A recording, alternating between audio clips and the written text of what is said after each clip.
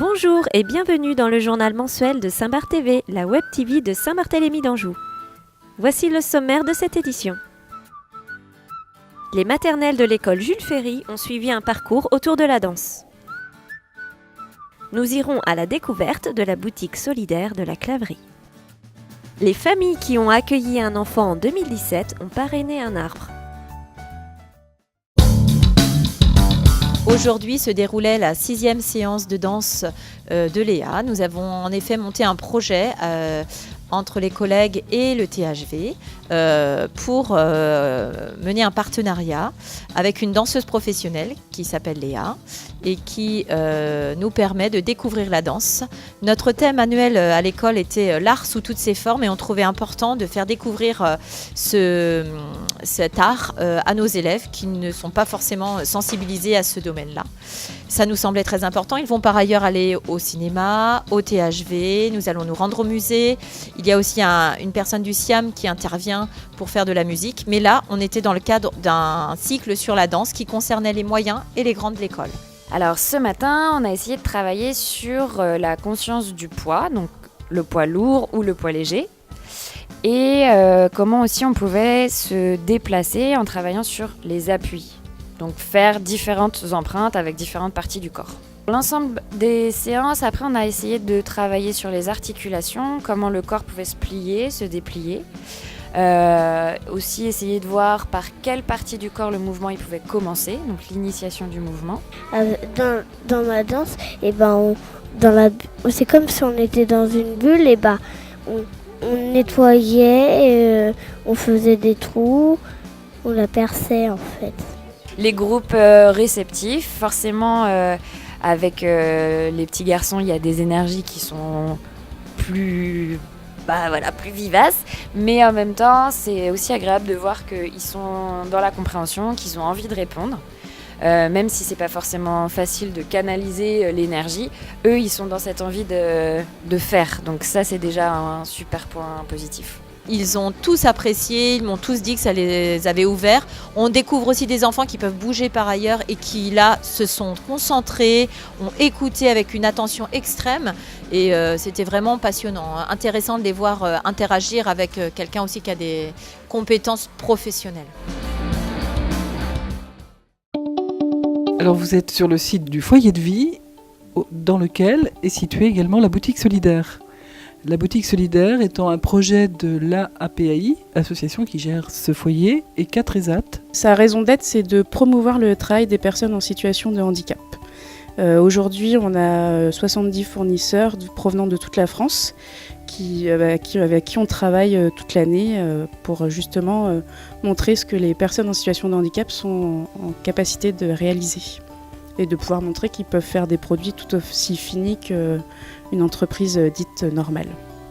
Donc ce projet, la gageure, c'était de l'installer attenant à un foyer de vie, mais l'intérêt était justement d'apporter de la vie à cette structure, donc, qui vient complètement soutenir le projet d'établissement, puisqu'il suscite un ensemble d'activités. Le foyer de vie des Claveries accueille une soixantaine d'adultes.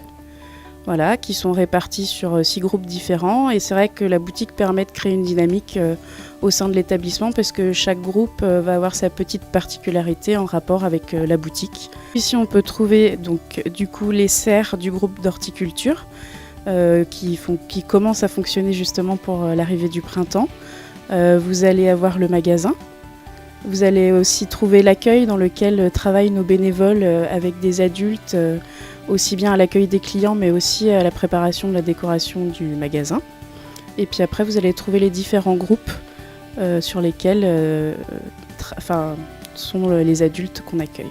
Tout cela génère de la rencontre, des échanges et aussi quelque chose de très important, la participation des familles au sein de la structure. Du coup, les clients qui viennent au magasin sont assez contents de la qualité des produits qu'on peut trouver chez nous, provenant également de toute la France, mais aussi de l'ambiance et du côté chaleureux qu'on peut y trouver, notamment justement avec nos bénévoles, les adultes qui sont tout autour de nous, et puis le fait que la décoration change régulièrement aussi, ça c'est quelque chose qui est très apprécié par nos clients.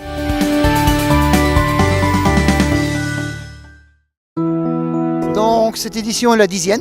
Cette année, il y a 21 inscrits qui doivent se déplacer pour planter les différentes variétés d'arbres. Les élus ont choisi cette année de faire des plantations au parc de Chauffour, qui se situe juste à proximité du château de Pignerol et du parc de Pignerol. C'est un grand espace qui fait plus de 5 hectares.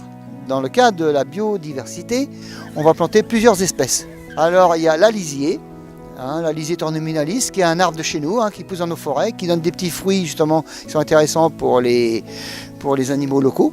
Il y a le sorbier qu'on avait planté l'an passé au centre équestre, qui est aussi un arbre du département avec lequel on faisait les boules de fort, un bois très dur. Il y a bien entendu le chêne de nos forêts, le Pinoculata, et enfin le charme. Le charme aussi qu'on trouve un peu partout et qui a la caractéristique de garder ses feuilles mortes sur son bois et qu'il les perde qu'au printemps. C'est un beau geste pour un enfant, ça raconte en fait sa vie, quoi. Ça grandit, ça pousse et puis c'est écologique en même temps. Donc, c'est un beau geste pour la commune, ça embellit la commune et tout ça. Voilà. C'est une belle chose. Ouais. C'est la 2e fois pour mon petit qui a 2 ans et demi, on l'avait fait il y a 2 ans. S'il y en a un 3e, on fera le 3e, oui. Ça permet aussi un petit peu de découvrir ce parc, malgré que je connaissais bien Saint-Barth, je ne le connaissais pas. De rencontrer aussi d'autres familles qui ont aussi un enfant qui est né à la même année, de pouvoir faire des connaissances, pouvoir rencontrer les élus. Le concept, on a adhéré à la naissance de Judith, où on avait été conviés, on avait trouvé l'événement très sympa. Et du coup, on a reçu une invitation pour Isaac. On s'est dit, étant donné qu'on l'a fait pour l'aîné, on va le faire pour le 2e. Pour moi, l'arbre représente la vie, donc du coup, nos enfants représentent la vie également, donc c'est un beau symbole. On a choisi un alisier, on a recouvert de l'arbre de terre, et là on attend de planter le tuteur avec le prénom d'Isaac. Tu peux montrer le petit prénom ? Avec le prénom d'Isaac. Et puis après, c'est parti pour la vie. Et pour conclure cette édition, les événements à ne pas manquer. Le THV vous invite aux émouvantes, temps fort autour des arts du mouvement à partir du 20 mars. Venez prendre des conseils pour rechercher un job d'été samedi 10 mars au village Pierre-Rabhi. Jacques Livenet propose un voyage musical sur le thème des boîtes jeudi 22 mars à la médiathèque. Merci de nous avoir suivis et rendez-vous le lundi 9 avril pour une prochaine édition du journal de Saint-Barth TV.